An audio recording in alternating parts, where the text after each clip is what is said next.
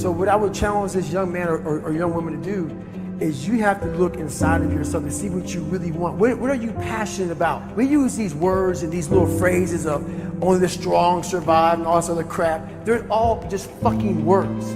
I get so tired of hearing people just talking. Like right now, someone may think Goggins just talking. You don't know me. So when I speak from passion, I speak from experience, I speak from suffering. I have to tell this young man or woman that the only way I believe, this is my experience in life, the only way you're ever going to get to the other side of this journey is you have got to suffer to grow. To grow, you must suffer. You can become the kind of person that is so in tune with the values that you have and what you actually want, that when feelings rise up, you can choose to act however you want despite them. Even if you're tired, you can still go to the gym. Even if you're annoyed with your spouse, you can still speak in a manner that's loving. Even if you don't feel like doing that hard work, you can still push yourself to do it. Your feelings aren't a choice. Your behavior and your thoughts are always a choice. Several people live to be 100 years old, and they have great lives, and they have great kids. Their kids go to college and all sorts of stuff. But somewhere in their life, there was a point where they had a decision to make. They can go left or right on this path. Left was the easy route. Right was the hard route. A lot of people take the easy route. And they had a good life that way, but the better life was going to the right side. And you may have 20 years of pain and suffering to get past it, but a lot of us die never truly starting our journey. And I would tell this young person, you gotta start your journey. It may suck, but it will come out the other side where you're coasting. Many people are suffering from battle fatigue. They've been standing a long time, trying to break the addiction, believing for the promotion, praying for that family member, but hasn't happened yet. They never dreamed they'd still be single, still be dealing with the illness, still be trying to get the loan. Now they're tired. Let me encourage you, your time is coming. Your due season is on the way. Don't let time talk you out of it. Don't let discouragement cause you to give up. Don't let negative thoughts convince you to settle where you are. You were born to succeed, to win, to conquer all difficulties, and to have all your faculties fully developed. Make up your mind you're going to do it every day, every day, every day, until you don't have to think about it, and then you'll automatically do it. I guarantee you, this idea will change your life. Think about it all day, because that is definitely an idea that will give you results that will stick.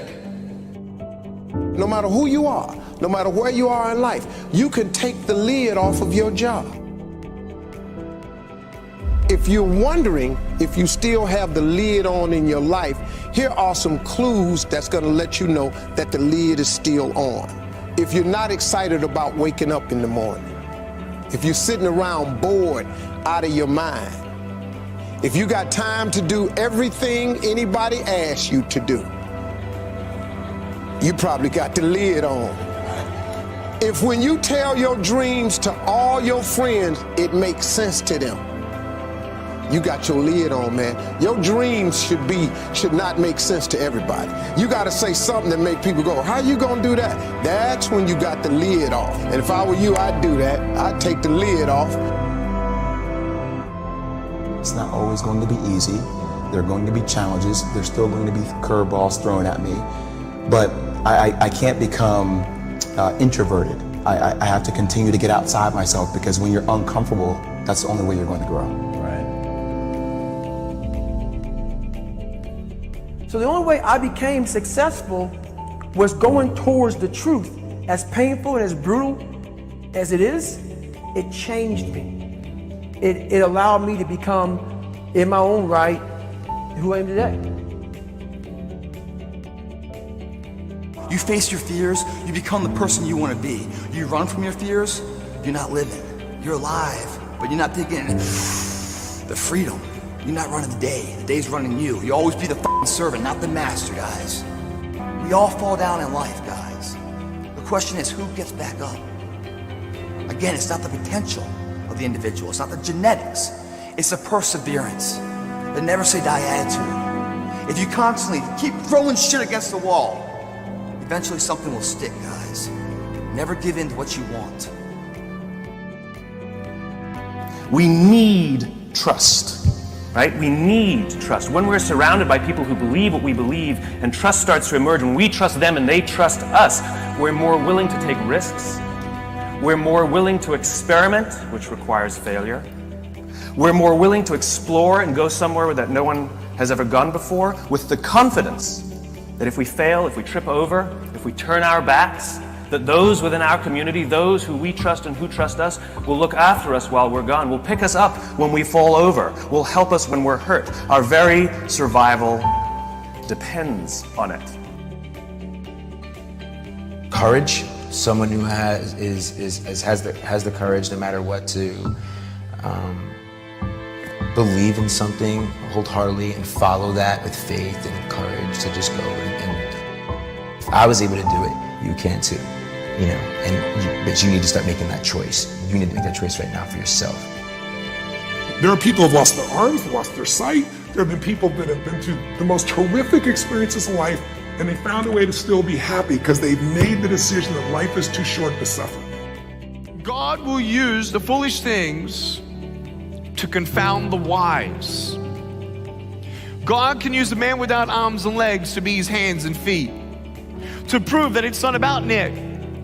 It's not about his ability. It's not about him and his strength and how he speaks all around the world and uses his hands greatly as gestures and body language while he gets excited preaching.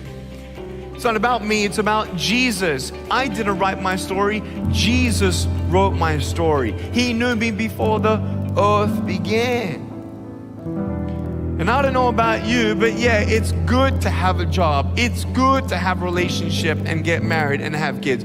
It's good to have that stuff. But until you find Jesus Christ as your Lord and Savior, there will be always something missing. You can't rely on you because you will fail you every single time, just about. I needed him, not just because of this, but for my heart, for my mind. By the grace of God, he kept me here on earth, even though I tried to commit suicide at age 10. The bullying at my school convinced me that I was a mistake, that I'd never eventuate to anything. Man, what a lie. When you realize it's just the devil, I say just the devil because the devil's nothing compared to Jesus. I was listening to the encouragement my parents were saying, but then listening to the lies at the same time. The lies saying, you're not good enough, Nick, just give up. No, I'm wonderfully and fearfully made according to Psalm 139. Oh, Nick, you should just give up. No, I can do all things through Christ who strengthens me. But what we need healing first is in the inside and to hear the voice of God.